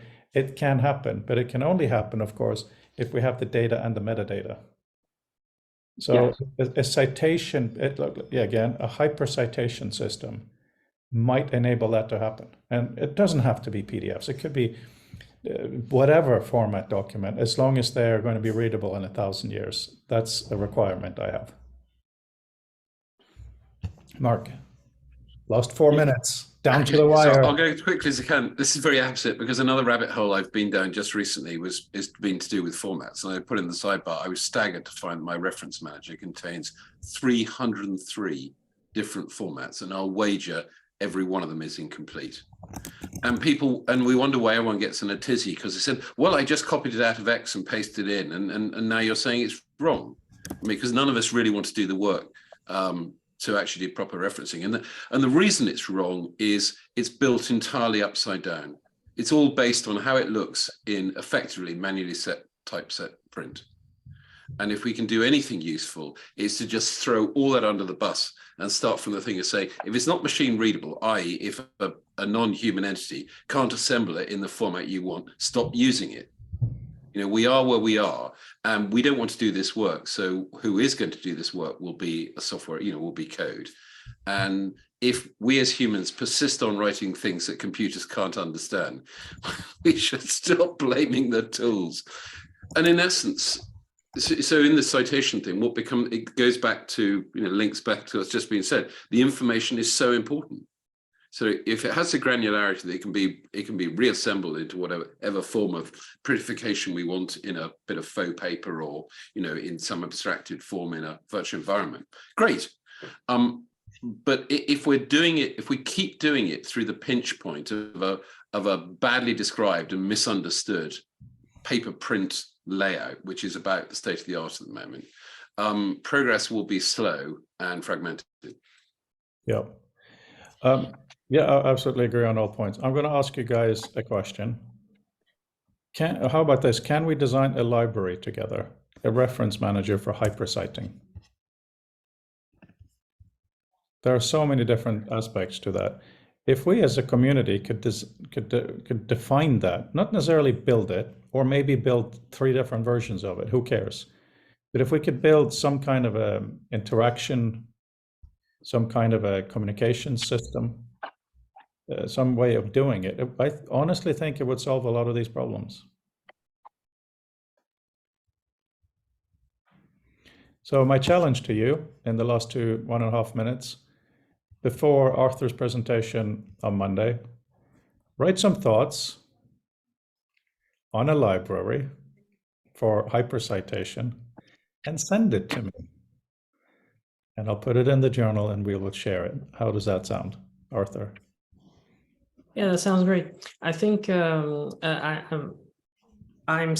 torn between a document-centric approach, which is the library, where every instance of communication becomes a document, and the document can be cited. It has a way of being identified, a timestamp, an author, everything.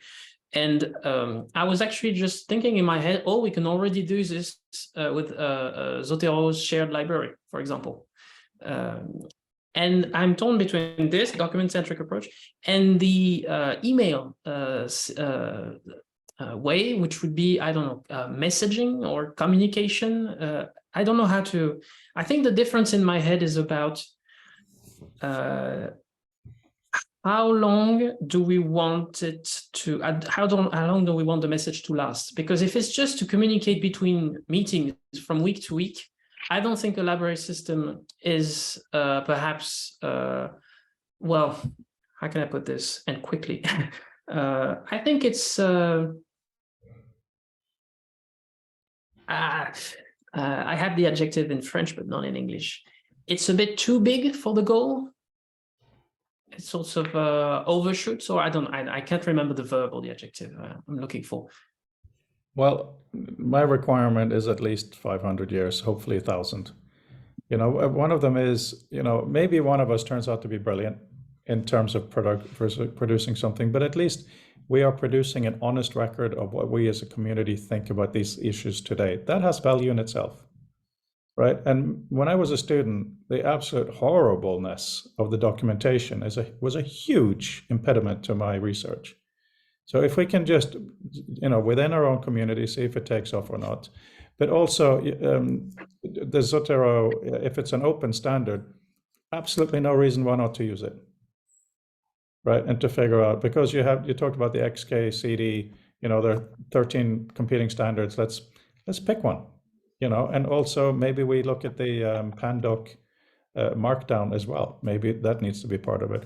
But please, Arthur, write down what you just said, if you don't mind.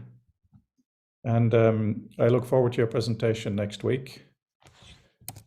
Yeah, that's it. Really. Quickly, Zotero is not a format; it's just a reference manager.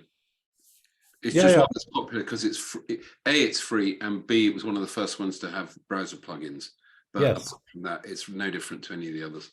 No. Yes, even badly organized me knows that. But Arthur, were you referring to a distributed format that they have developed or not? No. I was thinking about the service to have. You can create a group, and so you have a limited amount of storage if you want to put documents. But otherwise, the amount of references I think is unlimited. So it's just a way to share references between people. And I was thinking that if the idea is that you're writing and then putting that into a library, and then it can be there can be metadata attached to it. I was just thinking about Zotero because I use it as a daily driver for reference management. So is this the sharing references, or what is it? I can't recall the name. I think it's groups. Create a new group. Okay, yeah, I found it here on Northwestern's webpage. Okay, I'll have a look at that. Yeah, because anything that exists is good, right? Provided it's good. You put it that way. All right. Thank you, guys. I think it's important we don't go on too long, but I look forward to next Monday and happy for any communications before then. It's Have a been great weekend. a fun and different meeting today. Bye, everyone, and nice to meet you, Arthur. Take care. Bye.